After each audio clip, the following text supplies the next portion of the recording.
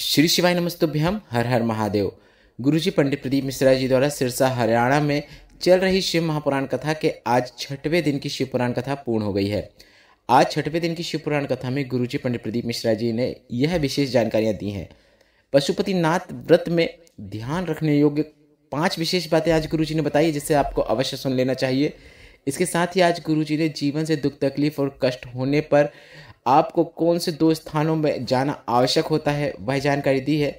इसके साथ ही साथ गुरुजी ने आज नवविवाहित जोड़ों से जिनकी अभी अभी शादी हुई है उन्हें क्या करने को कहा है। सभी जानकारी उपयोगी है जिसे आपको इस वीडियो में प्राप्त होने वाली है। आज छठवें दिन की शिव पुराण कथा में गुरुजी ने जितनी भी उपयोगी जानकारियां और उपाय नए बताए हैं, सभी हम आपको इस वीडियो के माध्यम से बताने वाले हैं। अगर किन्हीं कारणवश आपने आज की कथा नहीं सुन पाई है तो पूरी कथा का रास्ता तो आपको इस छोटे से वीडियो से प्राप्त होने वाला है। पिछले वीडियो का प्रश्न यह था कि तारा बाबा की कुटिया में जो भोलेनाथ की मोहक प्रतिमा लगी हुई है वह कितने फीट की है, तो इसका सही उत्तर 108 है। जिन्होंने सही उत्तर दिया है उन सभी के नाम आप स्क्रीन पर देख सकते हैं। आज के वीडियो का प्रश्न इस प्रकार है जो आपकी स्क्रीन में भी दिख रहा है। 2027 में कुंभ मेले का आयोजन कहाँ पर होने वाला है? आपके ऑप्शन है उज्जैन और दूसरा ऑप्शन है नासिक। अगर आपको इस प्रश्न का उत्तर मालूम है तो कमेंट बॉक्स में टाइप कर सकते हैं। सही उत्तर देने वालों के नाम हम कल की वीडियो में अवश्य दिखाएंगे। अब बढ़ते हैं आज की कथा की विशेष जानकारियों और उपायों की ओर। गुरुजी ने बताया कि आज शिव पुराण कथा के छठवें दिन का दिन है, छठवें दिन की कथा है और छठवें दिन की जो शिव पुराण कथा की रात्रि होती है, शिव पुराण में उसे शिवरात्रि के नाम से जाना जाता है। बढ़ते हैं कथा की दूसरी विशेष जानकारी की ओर। गुरुजी ने कहा, शिव भक्ति क्या प्रदान करती है, शिव भक्ति क्या कहलाती है? साधारण से जीवन से शुरू होकर जब यात्रा शिव तक पहुंच जाती है, यही शिव भक्ति कहलाती है। बढ़ते हैं आज की कथा की अगली विशेष जानकारी की ओर। गुरुजी ने सभी से कहा कि सभी को प्रयास करना है कि वर्ष में एक बार होने वाले रुद्राक्ष महोत्सव में 1 दिन के लिए ही सही या फिर 2 दिन के लिए ही सही या फिर 5 दिन या फिर 7 दिन के लिए ही सही जरूर आना है और शिव पुराण कथा को अवश्य सुनना है। बाबा क्या प्रदान करता है आप स्वयं पत्र लिखकर बताएंगे। आपको बता दें, इस वर्ष रुद्राक्ष महोत्सव 25 फरवरी से 3 मार्च 2025 तक है, जो कि सीहोर कुबरेश्वर धाम में होता है। जिन्हें पता नहीं है उन्हें हम बता दें, कुबरेश्वर धाम सीहोर से 8 किलोमीटर की दूरी में है। आप रेलवे स्टेशन और बस स्टैंड से ऑटो या फिर किसी गाड़ी के माध्यम से वहां पहुंच सकते हैं। 50 रुपये से 100 रुपये के बीच में आपसे किराया लिया जाएगा। बढ़ते हैं आज की कथा की 9वीं विशेष जानकारी की ओर। गुरुजी ने कहा, शंकर का पूजन करने वाला, शंकर का जो भक्त होता है वह कहाँ जाता है? ना वो पितृलोक में जाता है, ना वो प्रेत योनि में जाता है, ना वो नरक में जाता है, ना ही वो कहीं भूत और प्रेत बनकर भटकता है। वो तो शंकर का गण बन के शंकर के चरणों में सदा निवास करता है। बढ़ते हैं आज की कथा की अगली विशेष जानकारी की ओर। गुरुजी ने कहा, जब जीवन में दुख आ रहा हो, तकलीफ आ रहा हो, कष्ट आ रहा हो, तो आपको शंकर भगवान का नाम स्मरण करना शुरू कर देना चाहिए।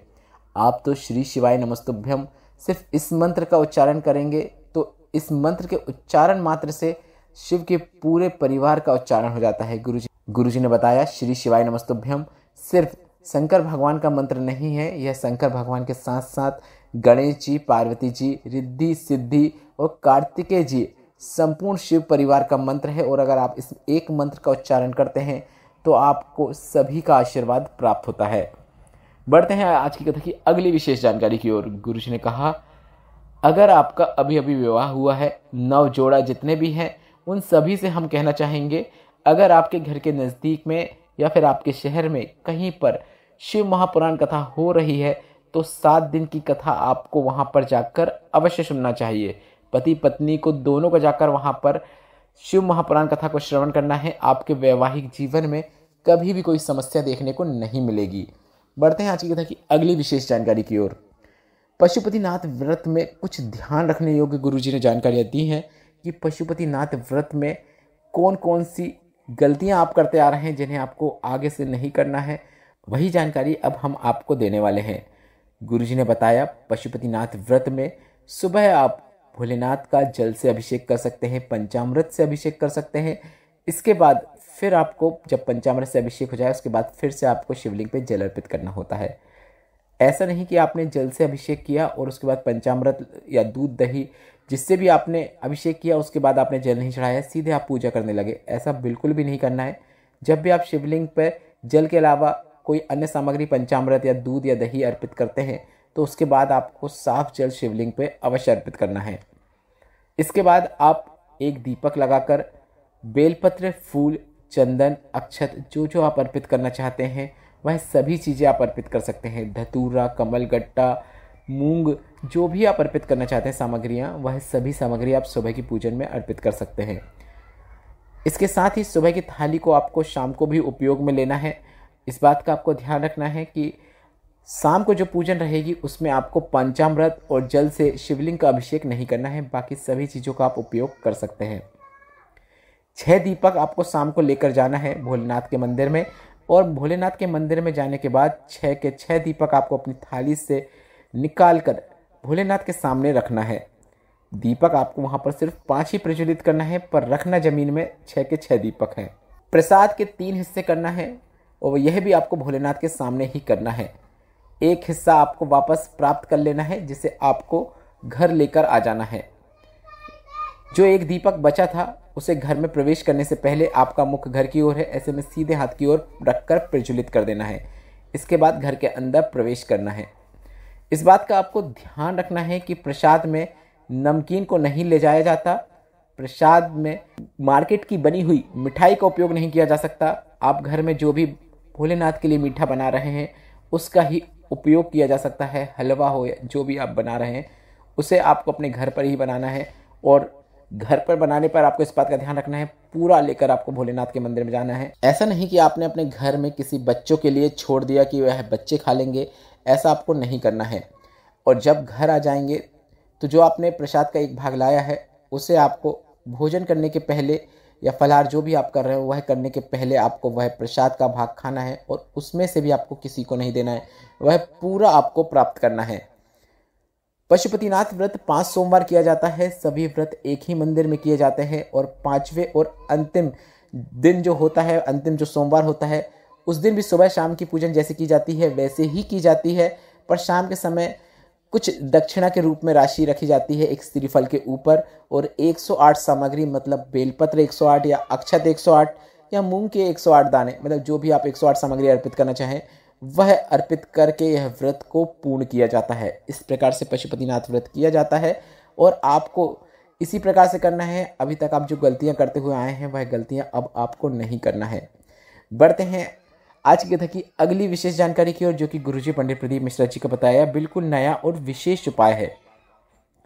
आज सिरसा की शिव महापुराण कथा में विशेष उपाय की जानकारी देते हुए गुरुजी ने कहा, जब आपके जीवन में बहुत दुख, तकलीफ, कष्ट चल रहा हो, जीवन में कुछ भी अच्छा नहीं हो रहा हो, तो आपको प्रयास करना है 2 स्थानों में जाना शुरू कर देना है। अब कौन कौन से 2 स्थान हैं और वहां पर जाकर आपको क्या करना है, ध्यान से सुनिएगा। पहला स्थान है, 1 लोटा जल लेकर आपको भोलेनाथ के मंदिर में पहुंच जाना है, और वहां पर जाकर भोलेनाथ की शिवलिंग पर 1 लोटा जल अर्पित कर देना है। अगर आपसे बन सके तो मंदिर में साफ सफाई का कार्य भी कर देना है। यह पहला स्थान था। इसके बाद दूसरा स्थान जो गुरुजी ने बताया है वह बेलपत्र के वृक्ष के नीचे जाने को कहा है, और बेलपत्र के वृक्ष के नीचे जाने के बाद आपको श्री शिवाय नमस्तुभ्यम मंत्र का जाप करना है। बस इतना ही करना है। अगर आप इन 2 स्थानों में जाना शुरू कर देते हैं तो आपके जीवन में जितने भी दुख, तकलीफ और कष्ट चल रहे हैं वह समाप्त होना स्वतः ही शुरू हो जाते हैं। बस आपको इस बात का ध्यान रखना है कि बेलपत्र का पेड़ इतना बड़ा होना चाहिए कि उसकी छांव आपके ऊपर आना चाहिए। ऐसे ही बेलपत्र के वृक्ष के नीचे जाना है, और बन सके तो 108 बार श्री शिवाय नमस्तुभ्यम मंत्र का जाप करना है। बढ़ते हैं आज की कथा की अंतिम विशेष जानकारी की ओर।